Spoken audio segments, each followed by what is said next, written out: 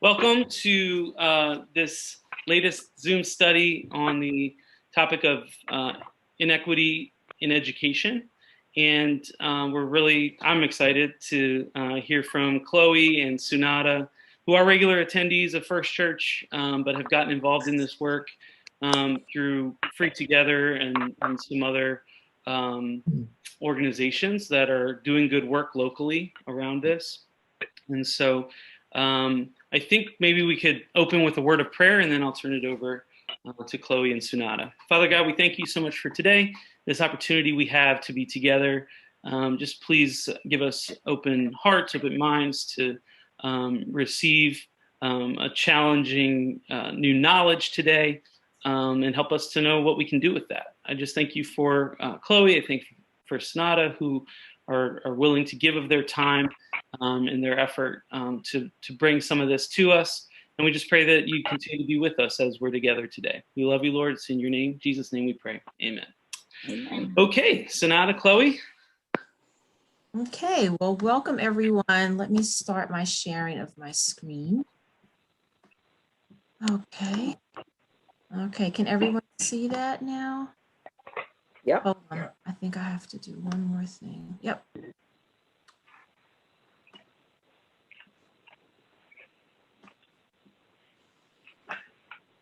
Okay, I have to just bring it to another monitor. Okay, well, welcome everyone. Just wanted to kind of share a little bit about, I guess, this presentation, inequity in education. Just thankful that we can kind of share what we know and what the journey has been for us. So I'm just glad that Chloe and I can kind of share a little bit today. And, you know, any questions that you may have, definitely feel free to kind of ask us. Nada, before you continue, could you make this full screen just so it's easier to see? Okay, hold a second. Like just the tab all the way in your top right corner. Like just clicking the maximize one. I don't see it, Chloe. Like, what do you mean? Oh, okay. That looks better now. It's a little more centered. Yeah, that's all I have. Okay. No. Okay, so hi everybody. Let's start with our overview first. So we're going to talk a little bit about kind of the funding issue in education, what we've learned, bringing some maybe new information, maybe old information, but just kind of sharing about this two-part problem that's going on. We're going to talk a little bit about the fair funding formula and something called hold harmless and how that kind of perpetuate some of the inequities that we have. And we're going to just kind of talk about that. Also, we're going to talk a little bit about kind of how does race play a role in this, kind of continuing these disparities through gerrymandering. And then also we'll talk a little bit about kind of what you can do. And then we're going to wrap it up with a Q&A to give you guys the time and the space to ask us questions and give some comments on what you thought of the presentation, and then briefly skim through at the end some organizations who are already doing the work to try and improve the inequities in education that you're welcome to support and get involved with. Okay, so I really feel it's so important to talk about kind of the personal story. Everybody kind of wants to know, like, what's your why? How did you get involved in it? So I would have to say last summer, particularly with the death and murder of George Floyd on camera that we saw as a nation, I think that it just really moved me to want to do something, to get actively involved. And, you know, even through prayer and my heart kind of bleeding for this, I felt like I just need to put some feet to action and really wanted to do something. So I got involved with Power to the Hill. I wanted to network with some organizations. So I wanted to get involved with Power to the Hill because the voting was happening in November. And I really wanted to just make sure that there was an awareness and getting as many people registered as possible. And then also I wanted to help some of the churches understand some of the inequities and what kind of causes them. So therefore, that's kind of how I kind of linked up with Drew and Free Together and kind of their purpose. I think it was through Facebook I kind of noticed it, something like that. And I met Jared McKenna, and I went to, I think, a Sunday school service or something like that we're having. And then I said, I have to meet Drew and see what's going on. So that's how I kind of got with Drew and being involved in the education piece at Free Together. And then also I wanted to do something, since I'm a teacher and instructional coach now, I wanted to do something on the policy level and at least educating myself concerning policy to see how can I activate and kind of motivate and organize people around me. So that's where a lot of these slides come from the Teach Plus group. It's a nationwide group that is actively involved in trying to change policy. Chloe? Yep. My story is that this past summer, when shortly after the mass protest over the killing of George Floyd and the national racial reckoning that we were experiencing, I felt really compelled to get involved. It was also when I was just signing up to be a part of a service here, which I'm currently just about to wrap up. And our program director was sending some resources and links of ways that we can practice being anti-racist. And she connected me to a Free Together meeting that Drew and Heather were putting together. And that just happened to be the meeting where they were introducing us to different focus groups. And I signed up to be a part of the education focus group because my service year, I've been working as a teacher, so I thought it was appropriate and apt to learn more about how to combat racial inequities in the educational field, seeing that I am working within that. And I've been a part of that focus group for the past year or so. Sunada is the leader of the group, and that's how I've been able to get in, work with her and get to know her better. And this is where I am now. All right, thanks, Chloe. All right, so let's talk a little bit about some of the issues. So one of the main pieces, and we have some information on that, is that, like, just as a state, our PA ranks, I think, like 46th, 47th as far as yeah.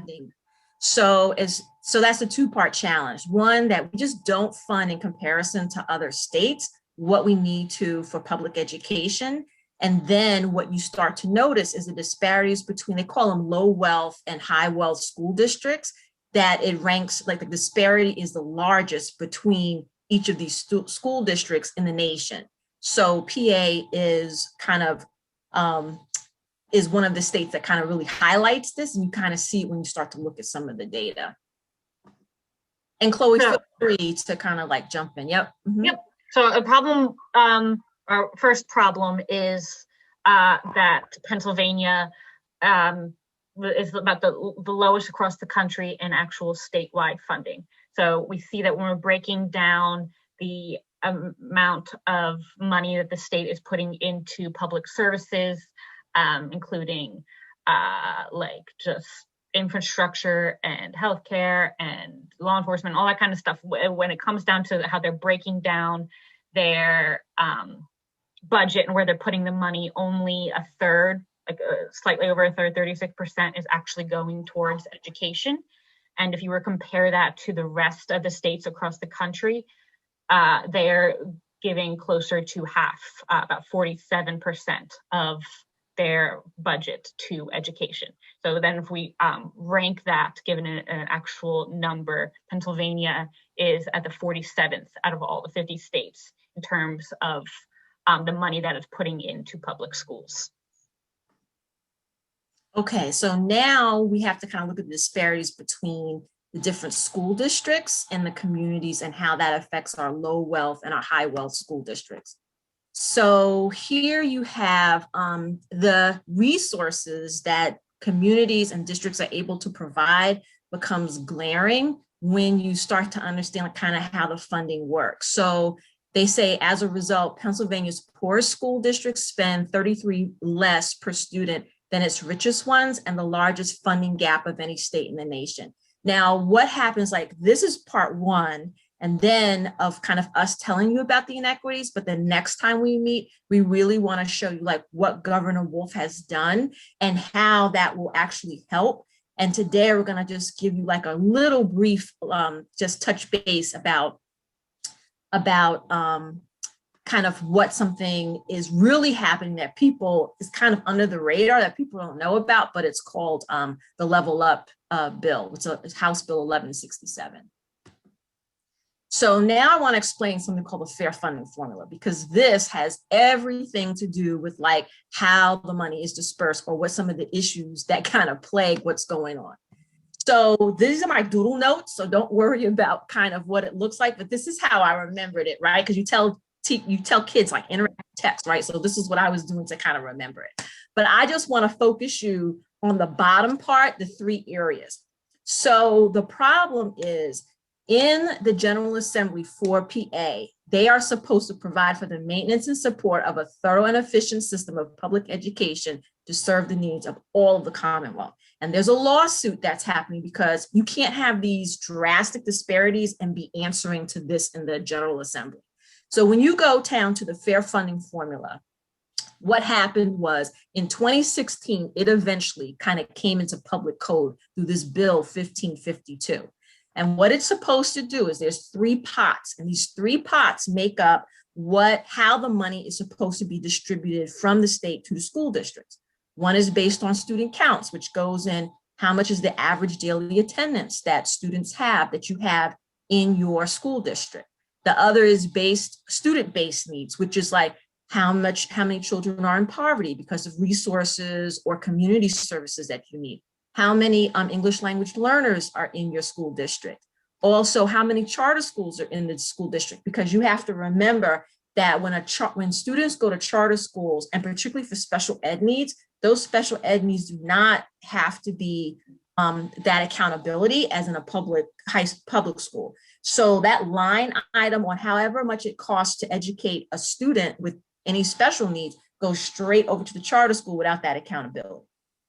Then you have to figure out school district, which is like the 3rd pot. So you have to figure out, is it an urban, suburban, or rural? Because like urban and rural schools are very similar. So what is starting to happen now and what people are trying to do with the thinking and trying to go after this bill that I'm going to talk about is that Susan Spitka is really heavily in charge of this. But if the urban and the rural districts can work together, we're going after the same things because we have a lot of the same problems, a lot of poverty, maybe homelessness, other different issues. So if we work together, there has always been this tension between the urban and the rural. They're really coming together on this. The other piece is household, not income, but like taxes, because the home value worth. And that is because Harrisburg in particular has like this really low tax base because there's so many government buildings in the city of Harrisburg that do not have to be taxed. I think it's like 46, 47, like Chris Summer even had it in one of the school board meetings. So you are constantly in this loop of not being able to provide or have money funneled into the district because you have a lower tax base that you can't tap into. And then you have to tap in from like the local businesses as well. And all of this is contributing to like how much per kid we can spend. And then, yeah, so I think I mentioned most of that. Yep. So that's kind of how the fair funding formula works. The problem is, here is the problem. So what happened was in the 90s, there was something called whole harmless. So remember when I said in 2016, fair funding formula kind of went into effect. But what happened was we're still working on something called whole harmless, which happened in the early 90s. And what they did was they kind of said like no district can get any less than at this date. So say in the 90s, I'm making up a number. Let's say Derry Township can get no less than 15 million, right? So they would still always get that 15 million, and anything above that would go into the fair funding formula. So that's only 11% out of what's supposed to happen. So one of the things that Wolf has said is like push all the money through the fair funding formula. which was really critical because the districts that have a lot don't want to lose that, and they kind of benefit from this whole harmless, right? So we're going based upon something that the big tension is, how do we still get money to these low wealth school districts but maintain hold harmless? There's all these different ways about how people feel like we should give money to the districts. One is get rid of the hold harmless, but a lot of people politically don't want that. So then they say, keep the hold harmless, but figure out a way to give the low wealth districts more money. That's what we're going to talk about in the end. But this whole harmless piece is a part of the problem. So you have districts that grow, right? You have a lot of transient students, particularly, and this might be in our rural and our urban districts, that have like transient students coming in. You might have more homeless. You might have districts growing, but they still are having to operate on that like hold harmless amount that they had from before, which is the problem. So here you have, it says, so growing districts receive 1.14 billion less collectively than the fair funding formula suggests that they should. And that's why if you go into Power Interfaith, they are very much a collective trying to kind of talk about this. That's why you're holding kids harmed, or districts are being harmed, because you can't work like that. You need to give the districts what they need to deal with the students that they have at that particular time. Okay. So now we'll break it down to how this actually falls along the lines of race, and what, how certain districts, the ones that are being underfunded, are predominantly schools with predominantly students of color, and then the ones that are being overfunded are predominantly white schools. So here we have a graph along the dotted line. We'd imagine that would be if the fair funding formula was being implemented across the board and applied to all of the money that was being allocated. So if the fair funding formula was being used properly, and we didn't have that holding harmless thing going on, that the dotted line would show exactly how the money would be being spent, right? Then we have, but that's obviously not how it's what's happening in reality. So we see all the dots above the line.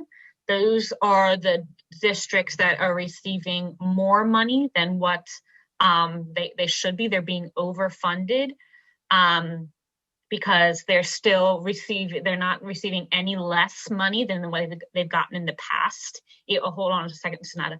Okay. They're not receiving any less money than what they've received in the past, even though if things were being, money was being allocated in an equitable way, they actually kind of should be receiving a little bit less than what they've had in the past. But we have that, the whole holding harmless thing going on. So all the dots above that dotted line are the districts that are being overfunded, and then the dots below the line are the ones that are being underfunded, the ones that are not actually getting all of the resources that they deserve. Now it's the same graph, but now it's being color coded to see how this falls along the lines of race. So all the yellow dots, those represent the districts that are predominantly white. A lot of white students attend, and then the brown dots represent the schools that predominantly have students of color there. And we can see just even like a short glance that the schools that are being overfunded are generally like grouped around above the fair funding formula line, that dotted line there, and then the ones that are being underfunded are the BIPOC schools that are underneath the line. So we can see that the white schools are being overfunded, and the schools with students of color are being underfunded. And we have about 500 school districts too. So you see 250 of the more white school districts versus 250 of more students of color. And this one is yours too. Yep. Yep. And this is here breaking it down a little more, just a different way of representing that data. We see along the x-axis on the bottom, that's the percentage of white students that are in the school. as we're moving along, that's more white students closer to the end. It's fewer white students, and then that y-axis is the actual amount of money that the district is receiving. And we see that the districts that have more white students are receiving more money. They're being overfunded, and the districts that have fewer white students are being underfunded because of that holding harmless approach. They're still, using antiquated, old budgeting systems, and the fair funding formula is not actually being implemented the way it should be. There's still these disparities, especially along the lines of race. So here is, I'm going to put this inside the chat. So when we look at, and I think I pulled it up, so this is what's inside the chat now, and I just want to quickly show you this slide and then go to the chat. Go to that document. So what Chloe showed you was kind of the average inequity per child as you go in these different school districts. But of course, it can be more. For Harrisburg, I think it's like 5,000, like 4,500 or something along those lines. So now I'm going to go to the shareable document, which I just put into the chat. This was a shareable document that if we use the fair funding formula and how much more money that per district, the district would be able to get. And you can see that they're a high need district. So particularly for Harrisburg, that would be $31 million. And here's the per student equity. Here's 4,000. York, and you can kind of go through the numbers here. And this was from 2019, 2020. But this was something that they had mentioned concerning what the inequities look like, and also kind of what that disparity looks like as far as monetarily. And here is another one that I'm going to give you, which is you can check this out, Control D. You can check this out and you can do your own comparison of different school districts based upon race. And then you can kind of see what the inequities by school district are. So you can kind of play with it and kind of do your own kind of comparisons too. But this is data. And I'm going to let you know, like the data that I showed you, that I just showed you here, this is public information right here. You can go on Education Voters PA, you can go on PA Schools Work, and all of this information is public information. And it's just kind of like knowing where that information is to create that argument of why are we not doing something or what can be done. So now I want to tell you about the what can be done. This is kind of the under the radar pieces that I kind of posted this, and now I'm going to just kind of share. It's called Level Up, and what they are trying to do, and this is House Bill 1167, that if a school district can create a resolution like, yes, we believe in Level Up, we really want to support it, the next step would be trying to kind of coalesce and get these school districts together to also be kind of publicizing this, to put pressure on the legislators to be able to do something about it.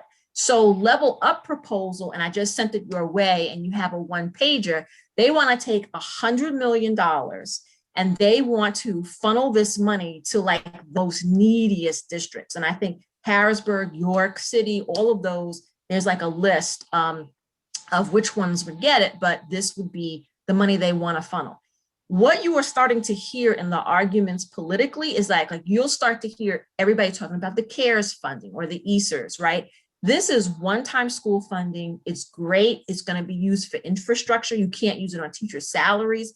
But the thing is, that's a once and done. What is being missed, particularly in this, like the mayoral campaign or whatever, all these things that is happening, this Level Up, if it gets passed and can be like put into code, would be continuing.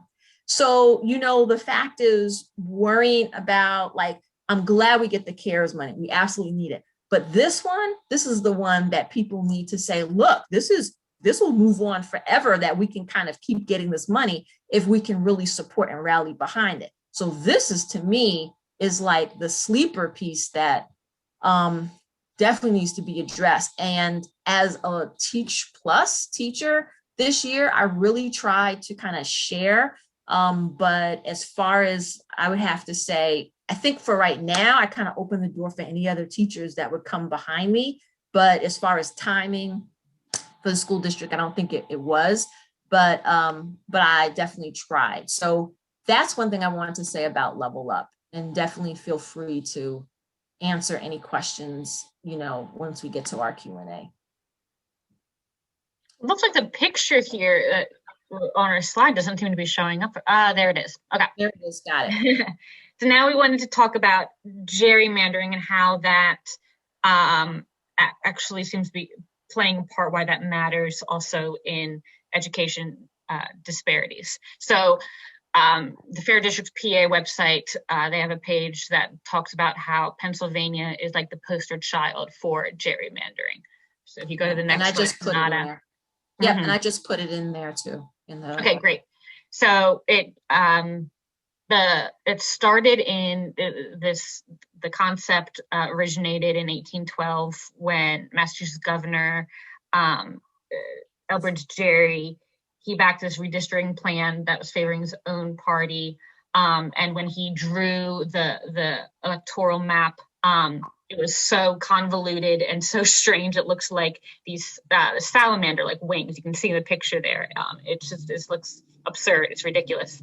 And the press combined his name with salamander. That was the nickname they dubbed him. So ever since, the practice of drawing these distorted districts in a way that like benefits your own party, trying to do it all along party lines, the term is gerrymandering, which I'm sure a lot of you have heard of before. Pennsylvania is infamous for having really high practices of gerrymandering. They actually had to experience a lawsuit in 2017 to 2018.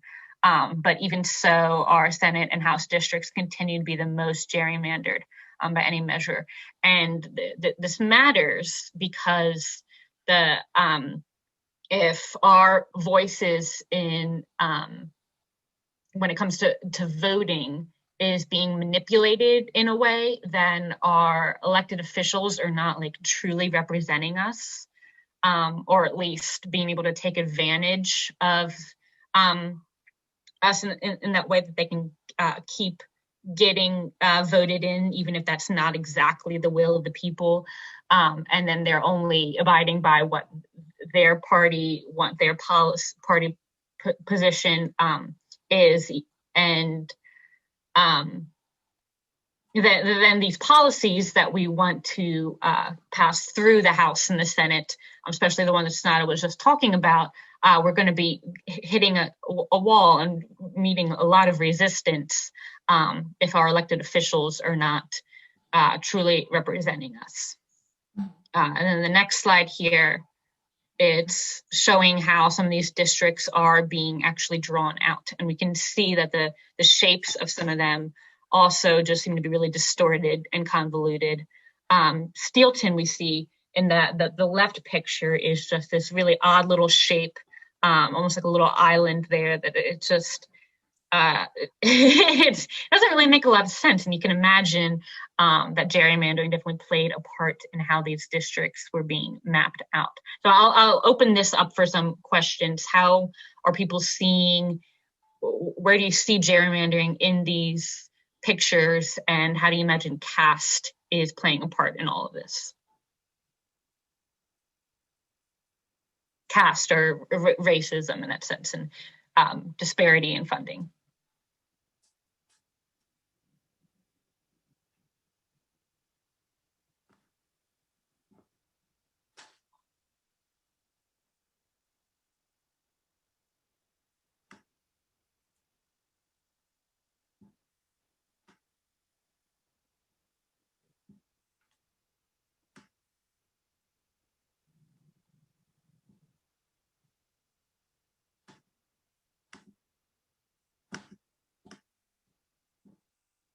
Sunada, would you like to share some of the things that you were talking with me about how, yeah. Yeah, so here was, I guess when we were talking a little bit about this, you can just kind of see, and what would be interesting would just to see how our districts have or fun along the lines of like also race with this, but this was just something that we were talking about in school in relation to those equities or lack of resources or who gets them, or how kind of you can see like Harrisburg is alone, Steelton, I don't even know by where it says Halifax.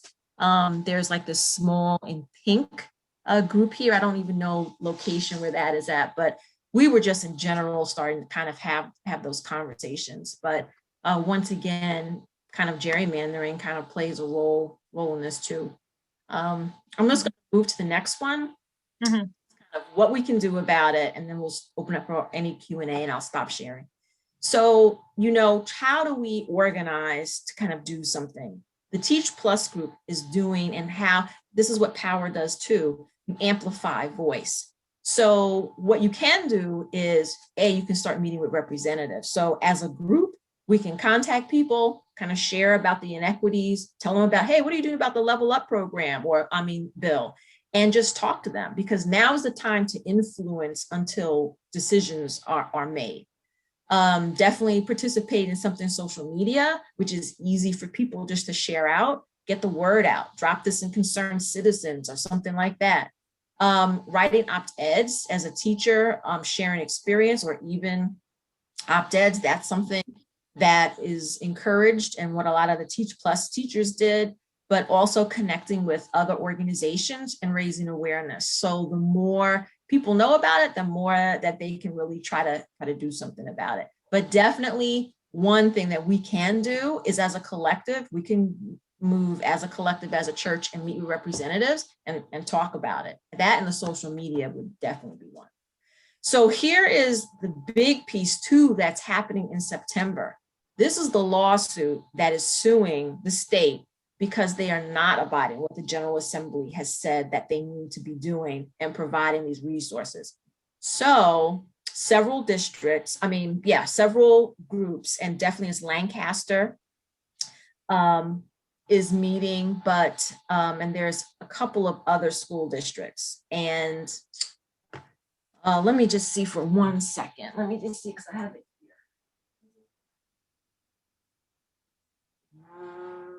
here. Yeah, it's Panther Valley, Greater Jonestown, Shenandoah Valley, Wilkes-Barre, and Lancaster that are involved in this court case. And they're finally going to be heard. This has been kind of a while in the making.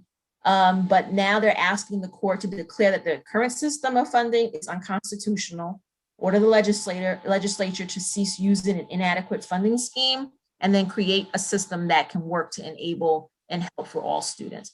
So if this happens, then this is a wonderful piece as far as like, what do we do about the fair funding formula? Do we change it? How do we get the resources to these schools, et cetera? But that would really set a precedent. So that is pretty much, I'm gonna just stop sharing and open it up. I do have some slides at the end to let you know where you can get all of this public information that I just shared with you, where you can go to get that. But I will stop sharing now so we can see each other. And if there are any questions, kind of facilitate that discussion. Yeah.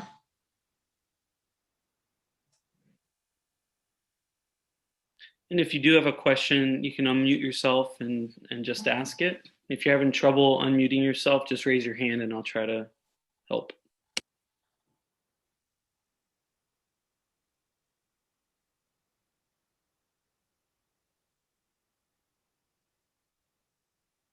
I think for me, I just want to kind of share, I think it was just learning about the policies that are trying to kind of move ahead and trying to figure out what we could do to kind of share about it, and trying to advocate for students. And like the biggest voices are getting students involved who, hey, did you know that this is happening? And at a school board meeting or sharing, but parents and definitely kids and talking about this and educating them about it and getting just anybody affected within the group, absolutely just sharing. So amplifying voice and advocacy has just been something that I've really realized this year, and trying to figure out how to do that well, strategically too.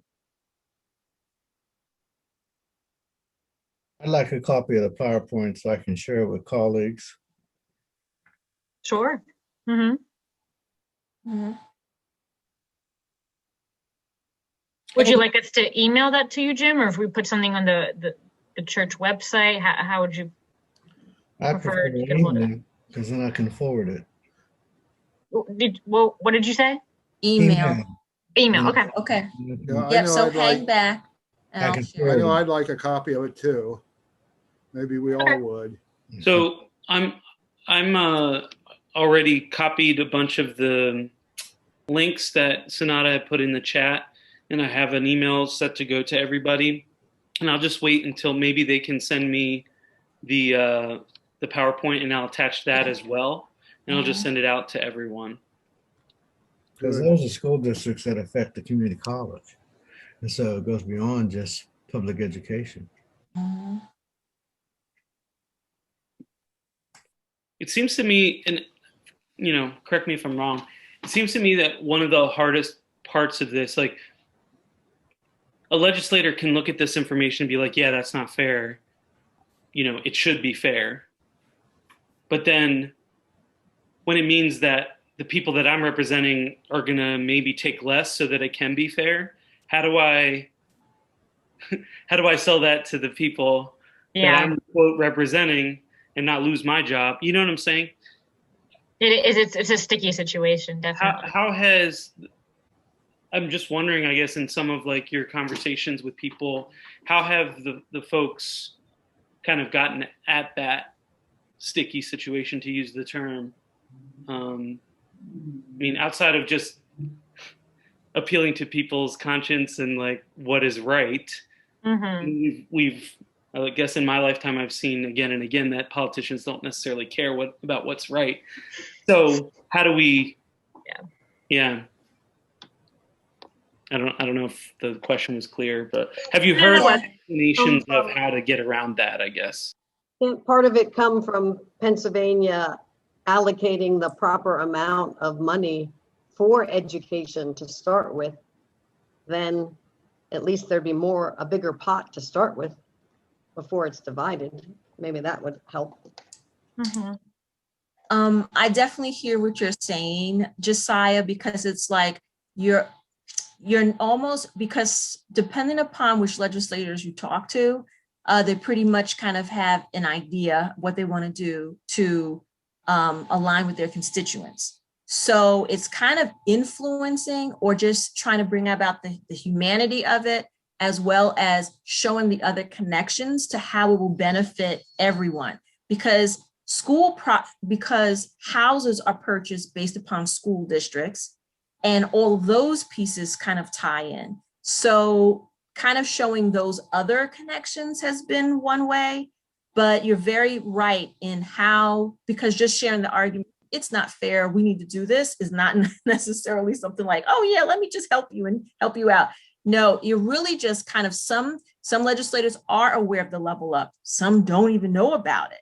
So it's just saying, hey, have you heard about Level Up and what they're trying to do, and bringing that humanity piece in? Also, as on the Teach Plus, we've learned about like a script of what to say and how to do that, which is something definitely I could share. Or if we as a collective want to do something together, we can do that.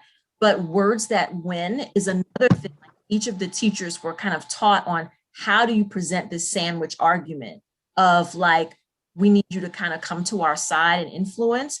And who do you find that has the power? It makes no sense necessarily to kind of go with the Democrats that already know about this or like are gonna go for it. You strategically pick and choose the Republican people that are in the education committee and start talking to them and making them aware, because once the vote happens, if you can influence them onto the side, then that'll be something of help. So it's really kind of bringing awareness to the Republican people that are on the education committee that may not know about it. Hey, this is how it can help. These districts are all in alliance, because here's the one thing that you can use as a very powerful tool. If they get in on this now, how much better it will help when they need to get reelected and voted soon, as far as they were in on the ground floor of really helping this educational policy. So it's kind of like, how is it going to benefit them?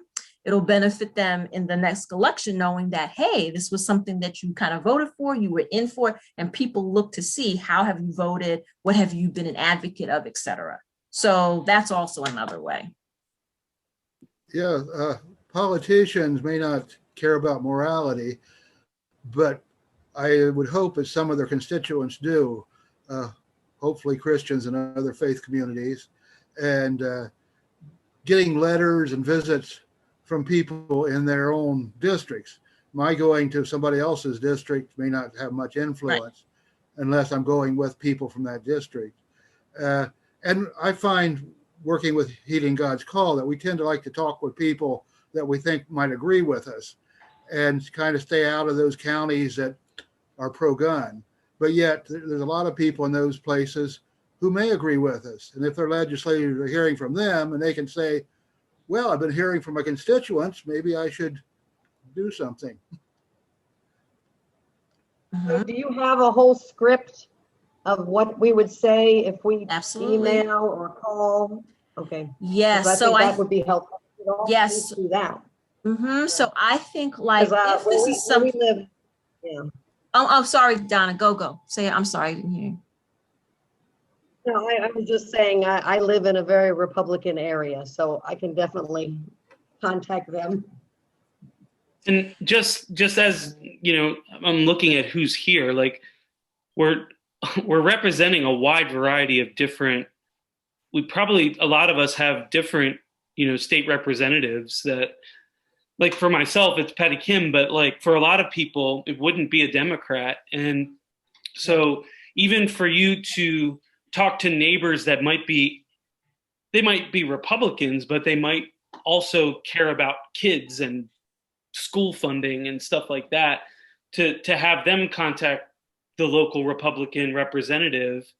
You know, the more people that you have sharing a similar thing, that's how it gets onto there's this whole system how it works, but like that's how it like gets into the person's conscience, and then eventually into like what their platform is, and ideally affects how they vote. So anyway, I would encourage, if we can get that script around, and encourage people to just, you know, say hey to their friends, even people that might not ever vote Democrat. Like it doesn't need to be a Democrat Republican thing. For this particular issue, it doesn't need to. I have a question. Do you have statistics on, related to that chart where you had the ones that get the high funding, the ones that get too little funding? Do you have it also related to how many of those kids go to college and don't go to college? I have to look. I have to look to see what we were given and see if I could get that to you. Because that could be a helpful thing. Mm-hmm. Yes. Like, what are the results of like good funding? Absolutely. Right. There's yes, I think we have something on that, because of course the connections are, if I have resources, then I can have more college classes, which lead to more graduates, which lead to, you know, the extracurricular, which we know, like all of those pieces all kind of chime into it. And I think if we're interested in doing something as a group, I think that, you know, we can individually email, but if we wanted to, like as a group, you know, help each other or figure out like, okay, let's get 3 or 4 people, we'll contact this legislator, we'll use this script, we'll have a flow, because when they do it in Teach Plus, they have who's speaking first, the welcome, the issue, and then like it kind of goes step by step. Maybe we can do that too. So I think it's just being strategic about it, and because we have the list, we have everything, and it's just kind of who will be the core group to, let's make contact, let's go in and talk, and we can do different districts and just say what we represent and did you know about this? Mhm. Now, the lawyers been arguing, would you know, about the unconstitutionality of what you just presented? Because this is the same argument, or it sounds like the same thing that happened in 1954. You know, when we were down south, when they would fund differently, way differently, because African Americans would go to school in shacks. In the other school districts of non-BIPOC people, they would go into normal buildings. And then they argued the harm that it does to the children when they're in that type of situation. It seems like we just keep going around in circles for more than a generation dealing with the same issue. It's not so much the morality or anything like that. It's unconstitutional as far as I read the Constitution of the United States. I agree. And you know, there's so many other factors too that kind of play. It's almost like, I don't know if you've had a chance, like the book that we have been reading in school, which is really great, is Cast by Isabel Wilkerson, which has been really great because when you see all of these issues, you just understand like the policies that have been put in place have this legacy of perpetuating. And until you kind of go back to see like, what is the policy or trying to stop it, it has all of these other pieces. So like, really, the Federal Housing Administration, once they came and started opening up housing to the suburbs, that created the white flight out of the city. And that's where all of these districts now, and you, of course, you create that wealth gap issue. They can go to the suburbs, they would have these schools, now you have resources, and then what's relegated to what is left is kind of in these urban areas. So everything is kind of tangent. And even the fact that, you know, there was some deed restrictions placed on the houses, and even in Camp Hill, like we had somebody when we were talking in Cass about this. And what a lot of people in Camp Hill don't know is that through that Federal Housing Agency and some of the policies in the deed restriction, you could not sell to a person of color. So therefore, even now, when we were in the book study, she was like, oh yeah, I have a friend that 2 years ago, when they were selling their house, realized that there was this deed restriction and had to ask for it to be removed. So how many houses in Camp Hill do not even know that they have this deed restriction? So that perpetuates, you can't have access. If you limit access, that was another issue with the housing issue piece. So they're all intertwined. They're all intertwined.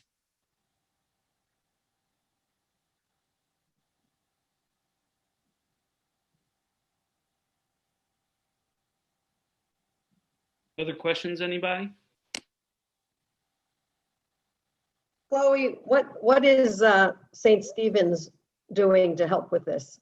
They offer a lot of scholarships, right? They do, yeah. About, I think like 3/4 of the student population are able to attend because they're in some kind of scholarship, whether it's cover the full tuition or just partially, because we do serve a lot of low income families. I know the Joshua group is definitely a really big funder. A lot of the students receive scholarships from them. So they do a lot to get students to be able to attend St. Stephen's. Yeah. What is Free Together's position on charter schools and districts being able to having to use some of their money to send kids to private schools via charter? I'm not aware that the Free Together has an official position on that. Like, I'm sure the members each have their own position, but like, I don't think Free Together, I don't know. What do you say to that, Sunada? Free Together doesn't have like an official position. We're just to educate about how, as Christians, the humanity of this, and really trying to do something about it. How can we do our kind of social activism part in obeying and seeing everybody in the image of God and making sure that these resources go to these children? So there's no like one official stance. I think based upon what I shared as a public educator, that's kind of what I know goes with these kids once they leave the district. And if there's no real accountability with that, then how is that benefiting the kids? Even though I know some charter schools have can be very positive and help, but I don't know if the majority or kind of what that is. I just know where that line item goes, how it follows the kid. So I have a question, Donna. What are you involved with the Christian Education Committee, or you said something about that in the beginning? Christian education team from our church. Oh, okay. Yeah. And I am a happy retired educator. So I worked in special education. So, and Alan, that guy, just retired in June from teaching. So we have a heart for education, and what we think is it's a very good future for kids if you can get them a good education.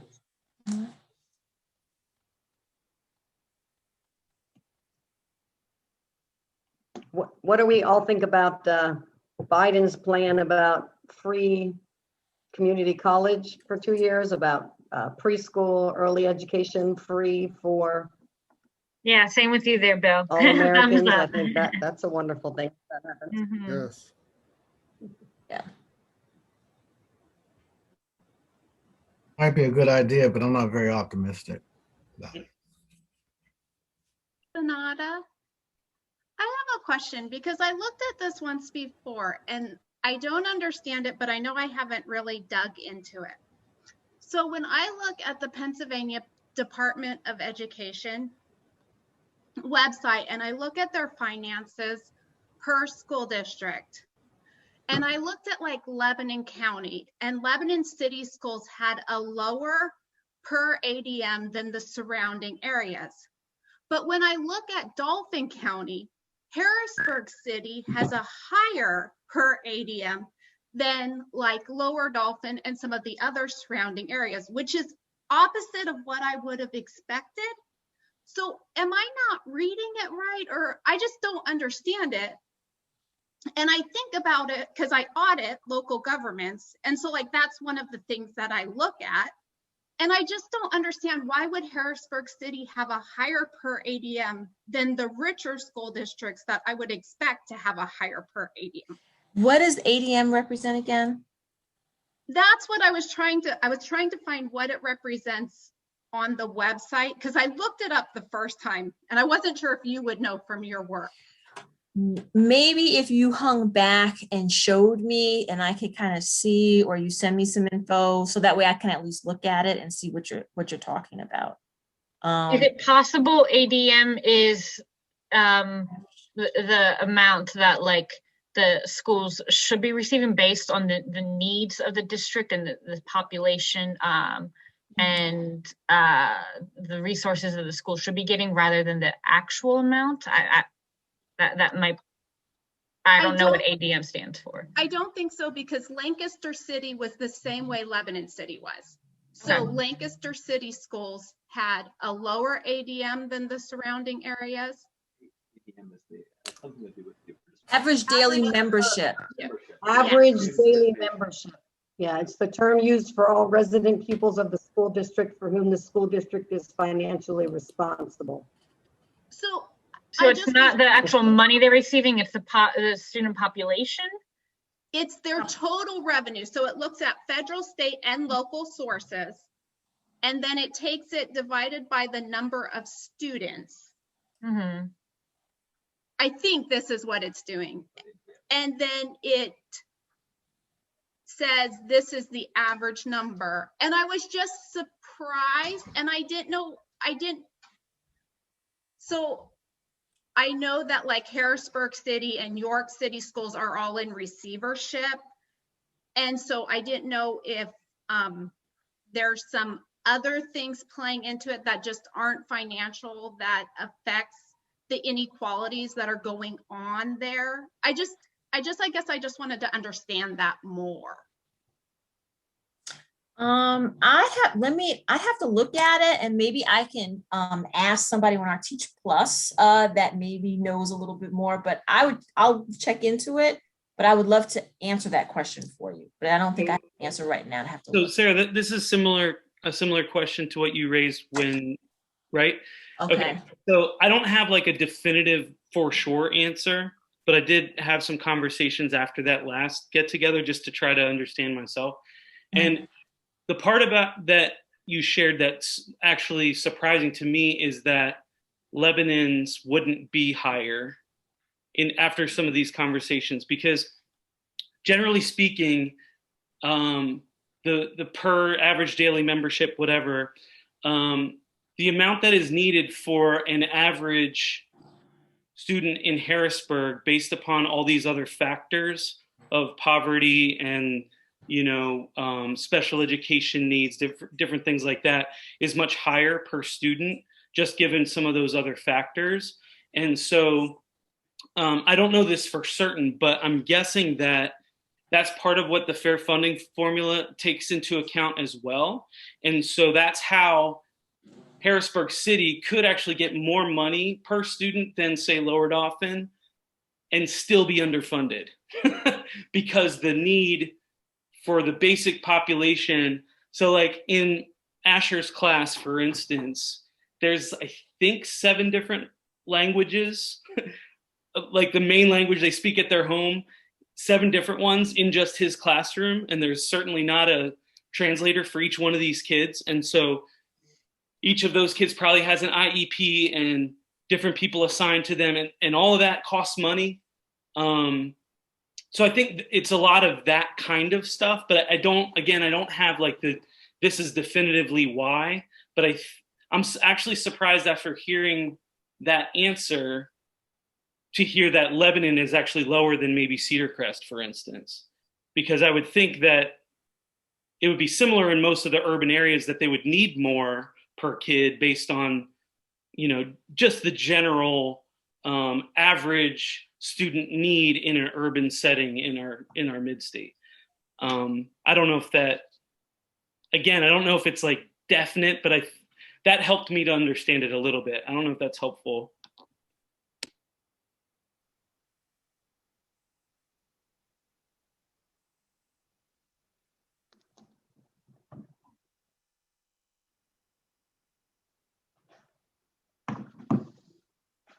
So Sunada and Chloe, are you able to, so you're going to send me the PowerPoint that you used today. Mm-hmm. Can you also send me the script that we talked about earlier?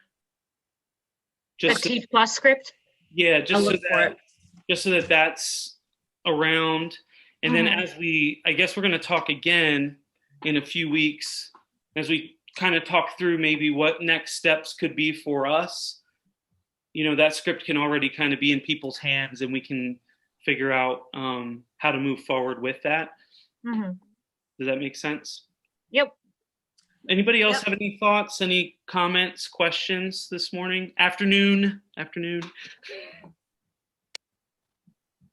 Thank you for coming to speak to us, ladies. You're welcome.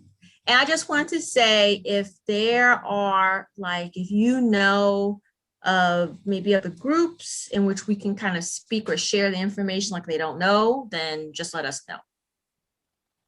So that's another way. And because I also have, if you want to, or if we need other teachers, then I could use the Teach Plus group as well from other districts to kind of share as well. So just let us know, or just let Chloe and I know. That would be an option too.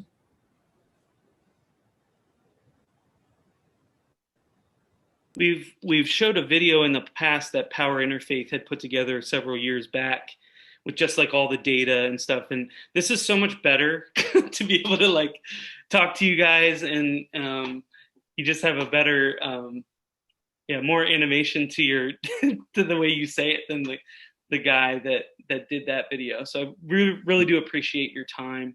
Sunada, can I ask one other question? Sorry, Josiah.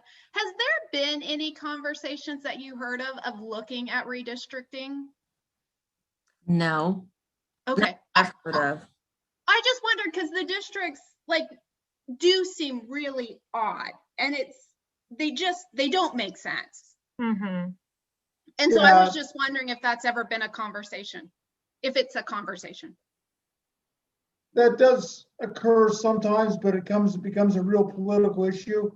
So for instance, a couple of years ago, Steelton School District includes Steelton High Spire, and the people in High Spire didn't want to be like stuck with Steelton because the test scores and things were kind of dragging their numbers down.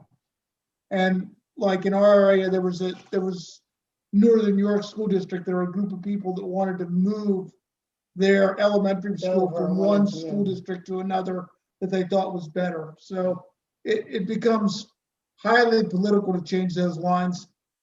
And every school district has its own kind of political hierarchy that you're now disturbing. So it's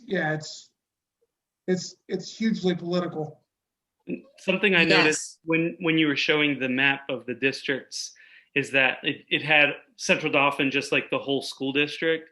But if you would look at where the people that go to CD East are from versus where people from Central Dauphin are from, like just within that district, it's gerrymandered like crazy. It doesn't necessarily show up on the map you showed, but I just know that from being in that school district when I was younger. And Alan obviously knows from teaching in it. But even within school districts, so like West Shore School District as well, I imagine with Redland and Cedar Cliff, it's not necessarily like a straight line. Yeah, and even Mechanicsburg about a year or two ago, they redistricted to because there was like a large group and population that had a lot of resources that were going to kind of one school or certain schools, and they had to kind of balance it. So definitely that happened about a year or two ago. Yeah. The other thing is a couple very, very rural districts. I think just a couple of years ago, 2 of them combined. So there's one less school district. There was 500 instead of 500. Yes, right now there's 500 school districts in Pennsylvania. And if you went down to Maryland, there'd be what, 10, 15, because it's just per county. And then it's much more equal. All the money goes out equally to all those schools. But here in Pennsylvania, no, we have 500 school districts. And like in York, there's York Suburban is like this little pocket, and they hold on to their spot. And if you just saw the rankings on the US News and World ranking, they were one of the top districts, Hershey and then Suburban in our area. But then all around them, Central, West York, East York, I mean, it's crazy. Yep. People hold on to their spots. It's like we spoke about, early in our discussions about any of this kind of thing. It's easy to think about doing the right thing until it means you need to take less so that somebody else can have their equal share. And that's part of where my question about the politicians came from as well. But even as parents, in these school districts, like, it's easy to say, yeah, everybody should have whatever, but when it means that your kid gets less, are you in favor of it now? That's always going to be the tough discussion. That's why I said start out with a bigger pot, so then everyone can go up some, but it's still not equal, I know.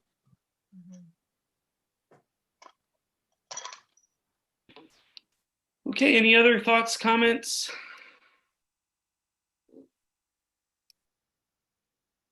I want to quickly say before we go, when I send the PowerPoint, the list of organizations that has the information publicly will be like the last 6 slides.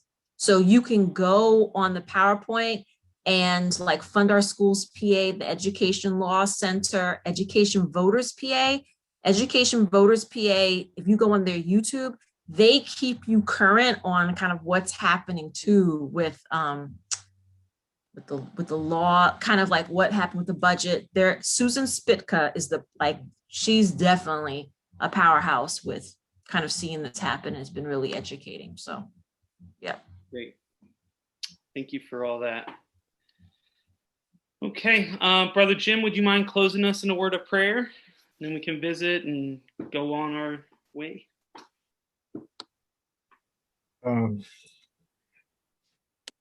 Dear Father God, we thank you for bringing us together and looking at this issue that doesn't seem to go away on its own.